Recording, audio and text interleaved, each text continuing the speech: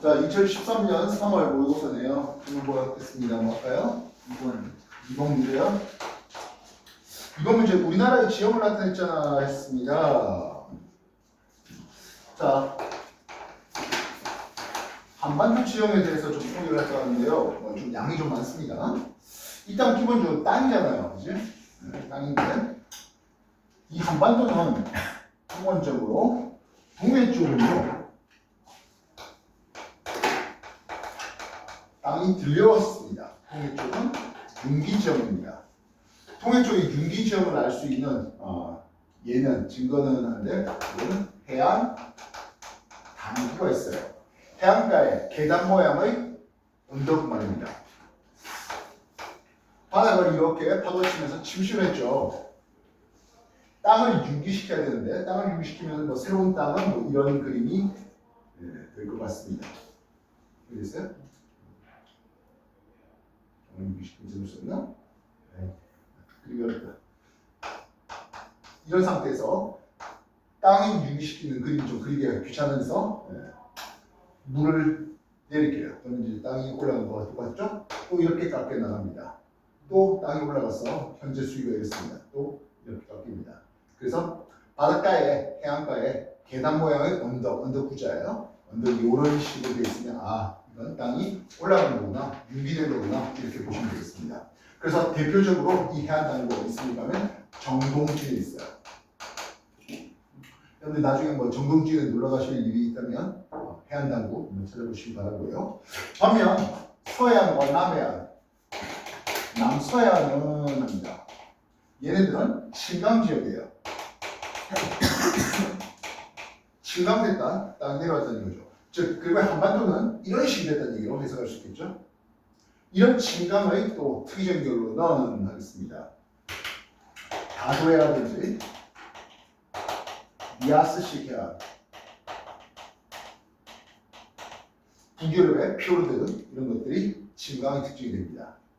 예, 요런 식으로 한번 보죠. 해수면에 대해서 요놈은 산이잖아요. 역시 땅을 내미는 게 칠강강이고 그래서 물을 올리겠습니다. 물 올릴 때 요 부분 이것도 이제 산이라 해야 되겠습니까? 이건 물 위에 떠 있는 섬이죠. 섬을 한자로 어떻게 하죠? 섬도자죠. 섬도자는 이렇게 씁니다. 그런 섬이 많네요. 많을 가짜 쓰겠고요. 그런 섬이 많은 바닷가를 다도해라고 부르겠다고요. 그래서 우리나라 다도해 미야스식 해안 이런 것들이 대표적인 칠강 지역의 특징이 되고 있습니다. 이해됐어요?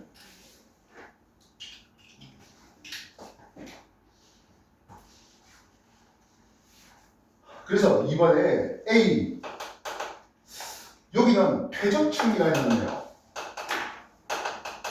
당연히 퇴적층에서는 퇴적 구조, 층리, 퇴적입니까? 층리를 볼 수 있죠.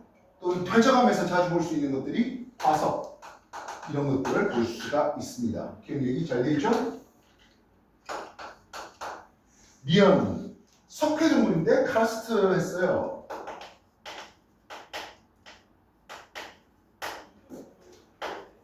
석회동물 어떻게 해서 만들어졌습니까? 하면 탄소칼슘이 지하수에 녹은거죠.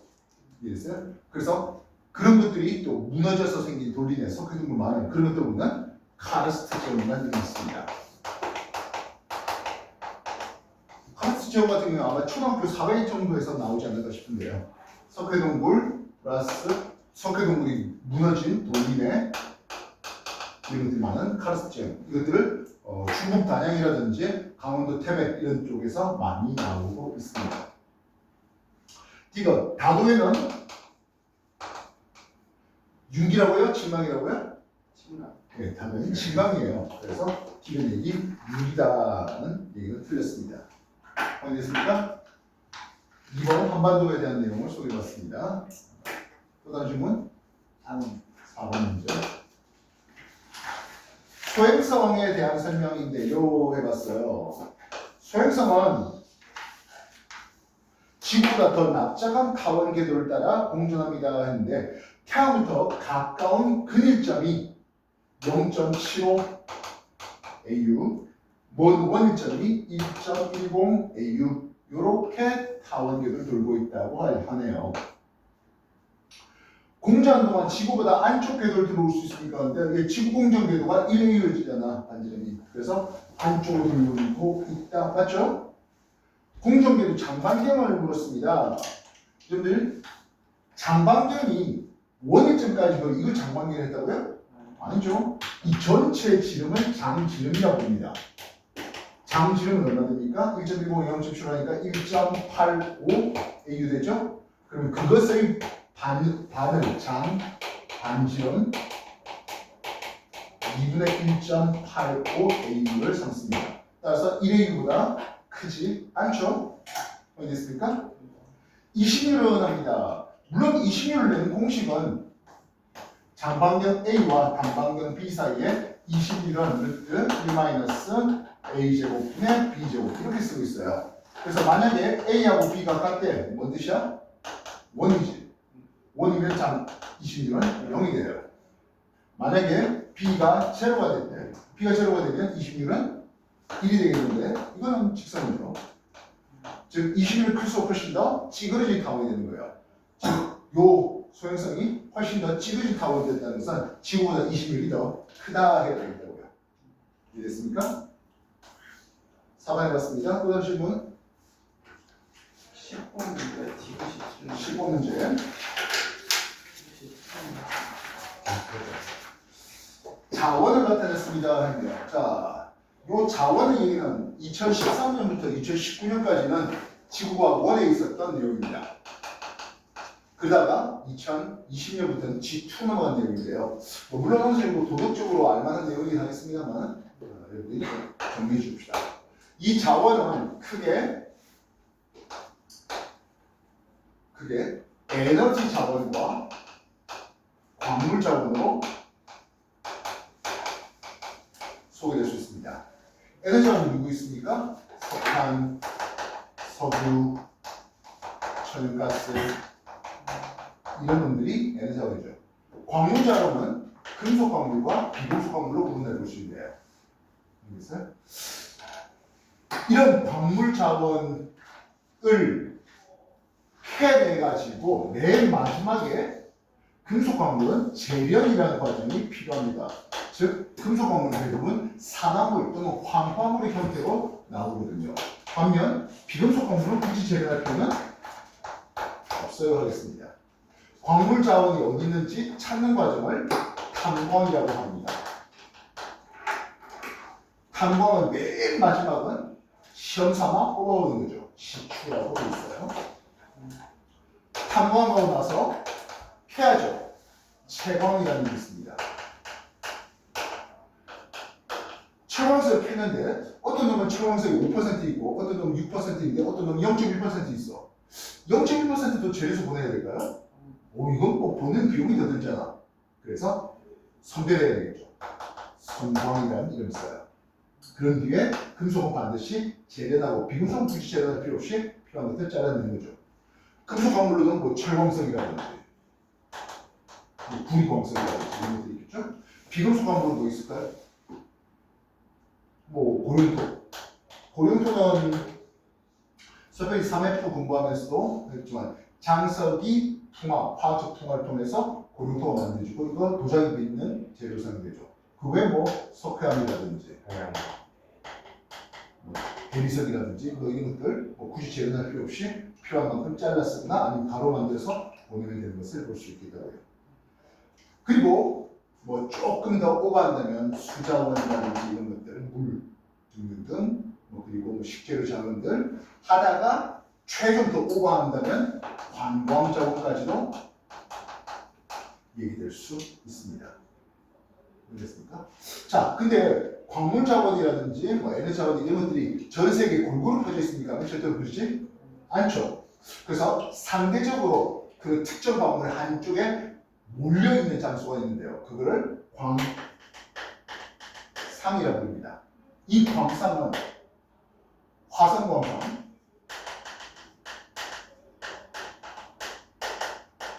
회적광상, 그리고 변성광상 이런 게 있습니다. 느낌상 화성암이 만들어질 때, 변성암이 만들 때, 퇴적암이 만들 때 뭐 그런 얘기하고 같다 할 수 있다고요. 그래서 화성광산 주로 금속들이 많아요. 즉 금맥을 발견했다 할 때 그것들. 반면 퇴적광산, 풍화침실, 문화퇴적. 그래서 고령토도 퇴적광산에서 얻어낼 수 있겠죠. 변성광산은 말 그대로 압력에 따른 변화. 그래서 대표적인 변성광산인 광물이 흑연이 있습니다. 이해했습니까? 그래서 퇴적광산에서는 뭐 사금 그리고 뭐 고령토 이런 수 있겠다고요. 자, 그렇다면 10번에서 나온 건데요. 두 종류의 해양자원이라 했습니다. 지금 10번서 가는 망가니즈 단괴라고 해놨어요. 이 망가니즈 단괴는 태평양 있는 깊은 바다에 이런 금속들이 모여 침전을 통해서 만들어진 겁니다. 침전을 통해서 만들어졌다 보니까 폐적광산이라고 얘기할 수 있겠죠. 그리고 금속 광물이 많아요. 그래서 망가니즈 단괴는 요 금속 광물이며 폐적 광산이에요. 반면 나는 가스 하이드레이트 있잖아. 이 가스 하이드레이트는 메탄은 요거에 물이 여러 개가 따라붙어서 얼음 사이에 메탄가스가 갇힌 것들이에요. 이거 가스 하이드레이트 예전에 한번 논술 문제로 준 적이 있습니다. 이해했습니까? 자, 그러면 얘는 천연가스죠, 메탄이라는 거. 그래서 이거는 에너지 자원이에요. 그래서 에너지 자원이고요. 그리고 이런 것들은 모두 다 심해저에 있는 거거든요. 우리나라 동해 깊은 심해저에 가스하이드레이트 있어요. 그래서 가는 심해저이다. 뭐 시선 가는 나는 둘 다 심해저에 있습니다. 미연 나는 저온 저압 환경에서 심해지다 보니까 고압 환경이죠. 에너지 자원이니까 그런데 금속은 에너지 자원이 아니라 광물 자원으로 소개해야 되겠습니다. 이해됐습니까? 되겠나? 또 다른 질문가 있습니까? 11번 문제예요.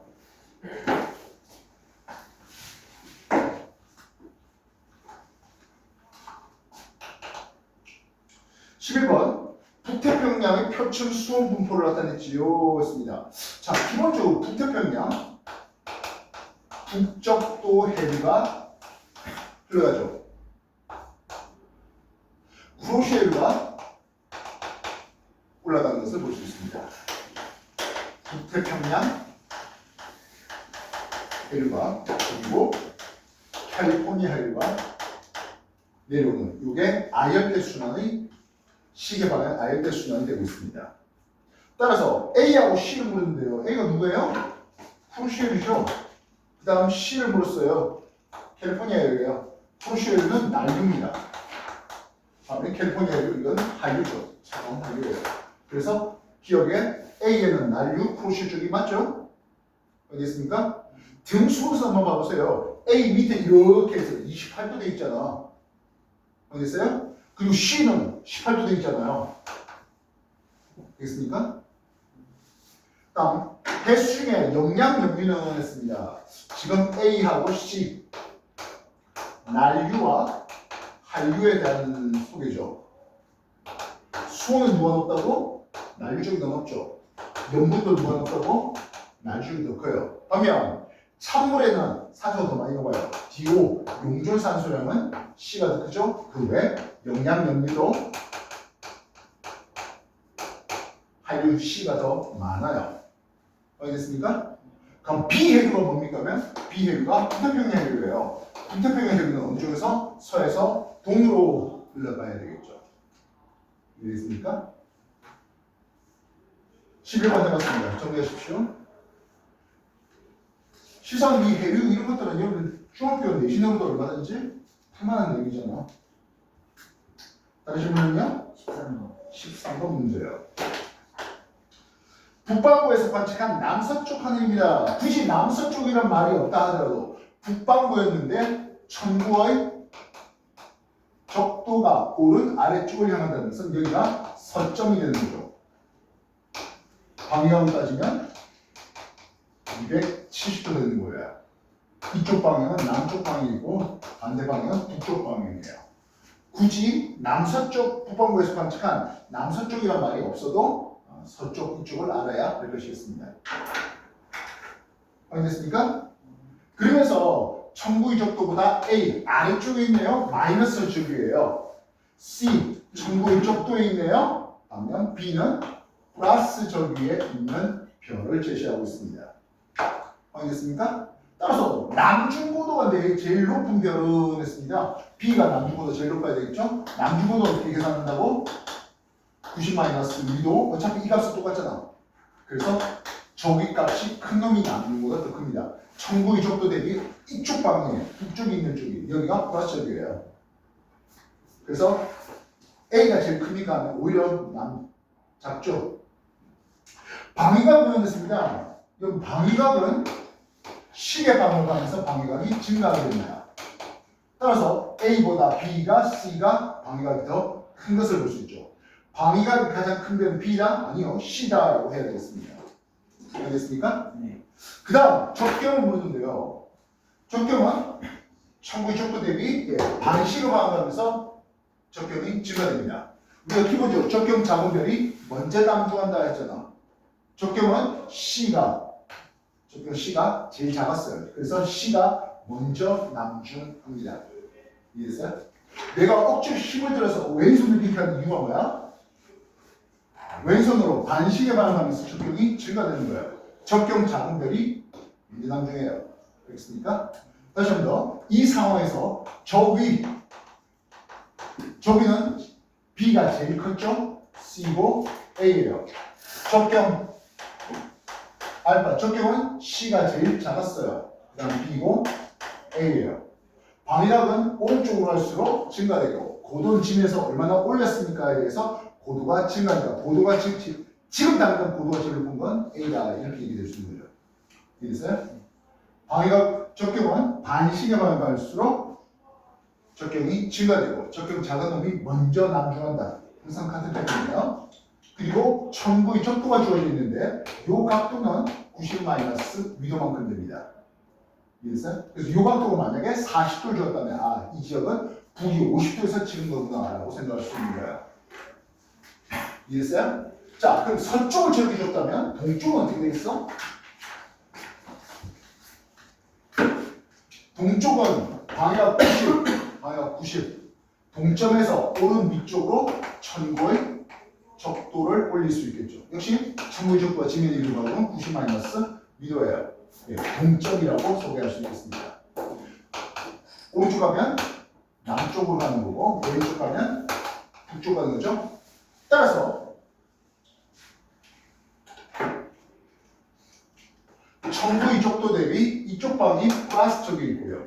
청구의 적도 대비 남쪽이 마이너스 쪽에 있는 거예요. 그러니까 이해됐습니까?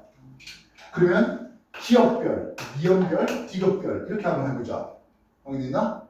적위는 당연히 기역이 제일 큰 거죠. 디귿이 제일 작은 거예요. 적경은 어떻게 됩니까? 하면 적경은 반시계 방향하면서 적경이 커진 쪽이에요. 즉 디귿보다 미연이 기역이 적경이 더 커진 거라고요. 이해했어? 그래서 디귿이 가장 먼저 남중하네. 적경이 작은 이렇게 표현된다고요. 알지? 이해됐어? 다시 한 번 더. 적경은 기역, 미연, 디귿. 디귿에서 미연으로 기역을 갈수록 적경이 증가되는 거예요. 델타 적위는 어떻습니까? 하면 기역, 미연, 디귿 이런 식으로 쓸 수 있겠죠. 됐습니까? 되겠냐? 여기에 기역 프라임을 놓을게요. 기역 프라임. 기역과 기역 프라임은 어떤 관계 있습니까? 하면 적경이 같은 상황이죠. 그럼 적위는 어떻습니까? 하면 청구의 적도 있으니까 기역 프라임이 이렇게 되는 거라고. 알겠나? 정리하세요.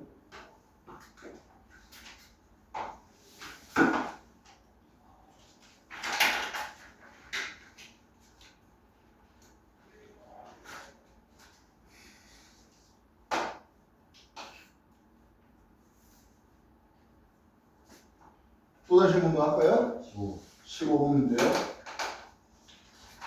표는 10년간 3, 4, 5월 연간 황사 발생 일수를 봤지요. 했습니다. 지금 2003년부터 2012년까지 연간 황사 발생 빈도를 보았는데요. 3, 10이 올라가다가 1로 다시 줄어들잖아. 점점 증가한다고 표현할 수 있을까요? 줄어들었잖아. 증가한다고 표현할 수는 없죠. 그러면 언제 발생합니까? 3, 4, 5이면 봄이잖아요. 그지? 그래서 지금 다들 전체 연간 발생 대비 3, 4, 5에 발생하는 거 보면 생각해봐. 2013년에는 3건 발생하는데 3, 4, 5에 다 발생했어요. 2004년에는 6건 발생했는데 3월, 4월에 5건 발생했어요. 2005년도 12건 중에 3월, 4월이 10건 발생했단 말입니다. 그리고 3, 4, 5월 봄에 다 봄에 주로 발생했다는 게 맞죠? 우리나라는 기본적으로 편서풍이 영향이죠. 그래서 우리나라에 대해서 황사를 이쪽에서 먼지가 상승기로 타고 들고 일어났는데 편서풍 타고 서쪽으로 서에서 동으로 이동해서 하강기 타고 우리나라에 불리더라고요. 그래서 기본적으로 우리나라 얘기 나오면 무조건 편서풍이야. 이해했어요? 다른 질문은요? 다른 질문 20번 문제요.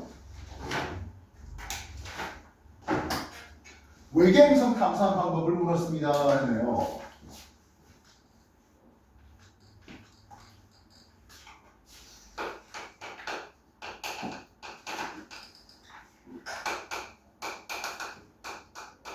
외계 행성 탐사하는 방법은 간접적인 방법과 직접적인 방법으로 나누는데 시험 문제 누가 나온다고? 간접적인 방법이 나온다고요. 직접 나온 거는 2013년에서 2019년까지 7개년도를 통틀어서 직접 방법은 딱 한 문제 나왔어요. 나머지 다 간접이에요. 그럼 간접적인 방법으로 첫 번째 도플러 효과를 이용하는 방법이 있습니다. 도플러 효과는 무엇입니까? 하는데요. 여기 지구가 있겠고 외부 별을 직접 보지 못하잖아요. 외계 행성을 직접 보지 못한 상태에서 스타와 플래닛 행성이 있습니다. 여기. 그래서 스타가 이렇게 돌 동안 플래닛은 이렇게 도는 건데요. 공통질량 중심으로 돌아요. 근데 이 플래닛이 다가올 때는 스타가 멀어지죠. 모르겠어요? 그럼 스타가 멀어진다, 별이 멀어진다는 것은 파장이 길어지는 적색 편이가 일어나는 겁니다. 적색 편이가 일어날 때 플래닛은 다가오는 것을 느끼겠죠.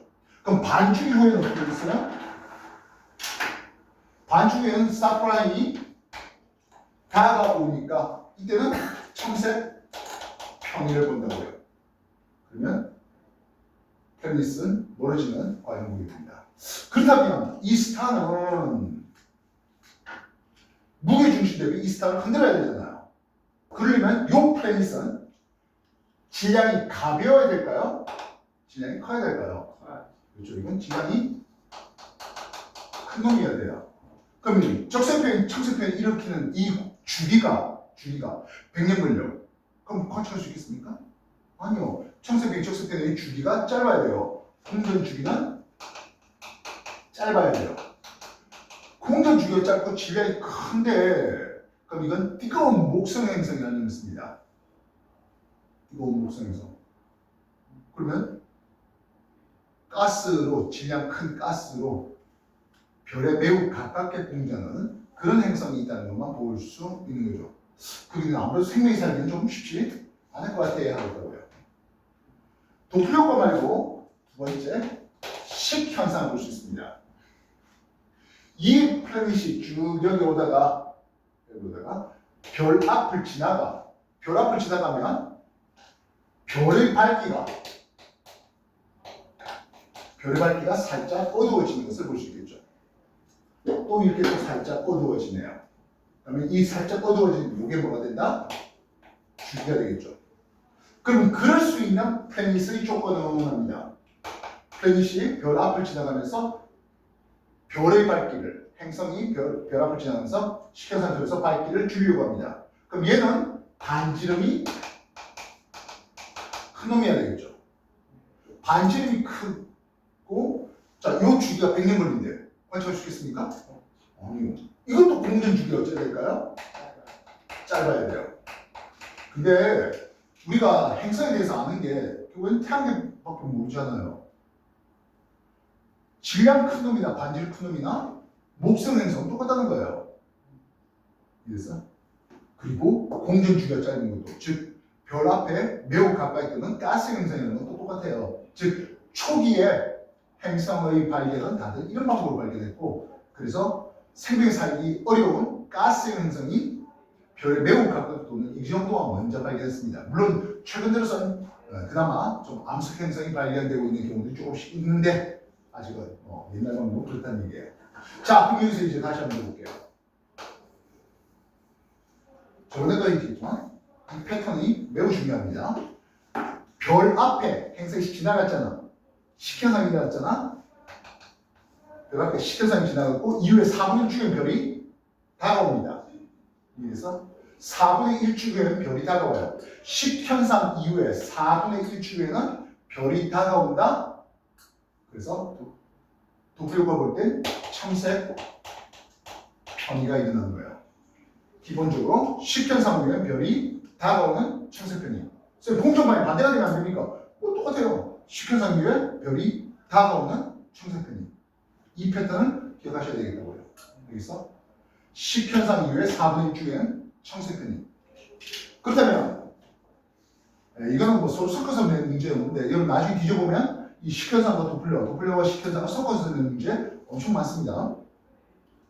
그래서 가는 식현상이네요. 별의 밝기를 확인하자 되겠다고요. 나는 도플러가예요. 별의 스펙트럼이 청색 편의가 일어나는지 적색 편의가 일어나는지를 밝혀내고자 합니다. 그렇다면 가와나 행성의 공전 궤dom이 관측자의 시선반에 수직한 밑가가 있어요. 그럼 식현상이라면 여러분들 관측 시선방에 행성의 공전이 나란해야 되죠. 나란해야 되죠. 비스듬하면 관측됩니까?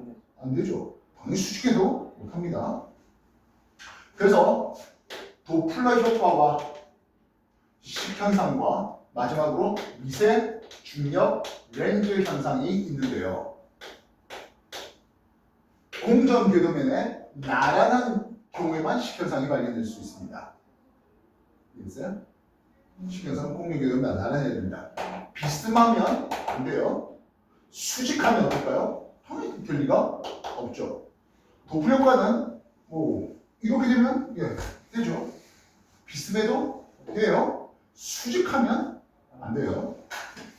그래서 반면 미세 중력 렌즈는 세 가지 경우가 다 되는데요. 문제는 얘네 둘은 주기적으로 일어나요. 미세 중력 렌즈 현상은 주기적으로 일어나지가 않아요. 그래서 미세 중력 렌즈 현상으로서는 외계행성의 발견이 그렇게 넉넉하지 않다 하는 거고요. 그래서 대부분 시험 문제는 도플러 효과와 식현상 이 두 가지에 대해서, 그리고 이 둘을 짬뽕한 문제가 많은데요. 나중에 계속 비슷한 문제 나올 거예요. 기억 꼭 하세요. 식현상 이후에 4분의 1주기엔 별이 다가오는 청색 편의가 됩니다. 알겠습니까? 참고로 청색 편의가 일어날 때는 우리가 시선 속도라 하는데요. 시선 속도가 양의 값을 가지는 놈은 적색 편의예요.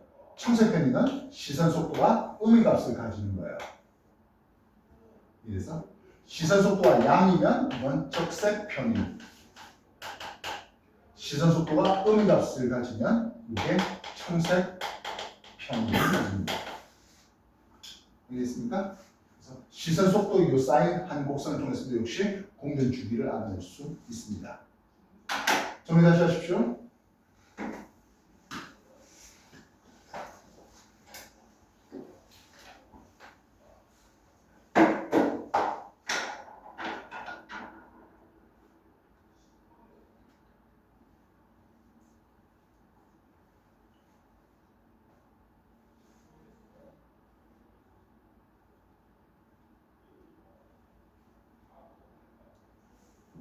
다시 뭐 있을까요? 다시는 없습니까? 자, 지금 시각이 9시 21분 돼 있네요. 9시 36분까지 15분 드리겠습니다. 4월 거 시작하십시오.